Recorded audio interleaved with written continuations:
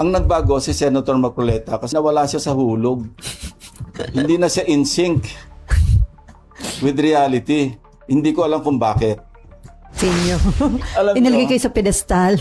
noong nasa media pa siya, hindi pa siya congressman, hindi pa siya senador, talagang ramdam ko naman yun kasi pag ini-interview niya ako, nag-express naman siya ng admiration for what I was doing sa PNP. Sinabi naman niya na kinonfide niya kay Senate President na hanganga ako dyan kasi walang nakagawa ng ginawa niya nung PNP siya. And I also mentioned that in my speech, di ba? Na more than 50 years, consistent naman ako. So ang sagot ko lang, hindi naman ako nagbago at hindi naman ako kailanman magbabago.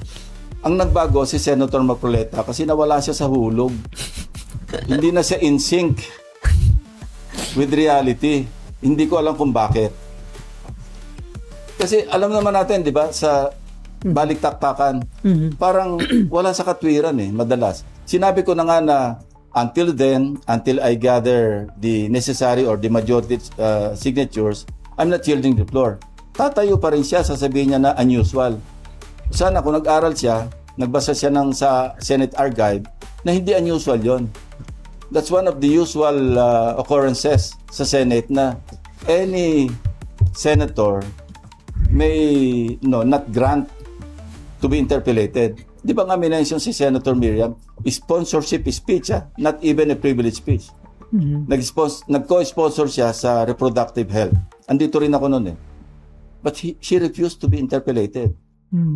Yun ang medyo unusual, may she rest in peace. Pero nag-sponsor ka, at least man lang, ma-interpellate ka. Pero that's still, bottom line, that's her right not to be interpellated. So what more a privilege speech? At saka sa akin naman, hindi naman absolute na ayoko magpa-interpellate. Gusto ko lang, mag-share tayo ng responsibility. Magpirma kayo, di-interpellate niyo ako till the kingdom come. Pero so nagsimula ba na maging kontra-fellow niyo si Marcoleta nung palitan niyo siya as Blue Ribbon Committee Chairman? Simula nung kami, yun ang pinag-ugatan ng pagiging BFF namin dalawa. Parang, ewan ko lang sa akin lang ito, parang hindi niya matanggap na napalitan siyang Blue Ribbon. Kasi alam nyo, nung nagpo-form kami sana, nasa minority kami noon, kaming 5. Senator Soto, Senator Lawrence, Senator Mix, Senator Risa, and ako.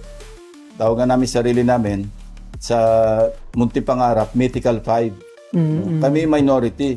But of course, before the session opened, yung 20th Congress, siyempre, kinakausap namin yung mga ibang pwede naming ma-recruit para pag open ng session, si SP Soto yung maging Senate President.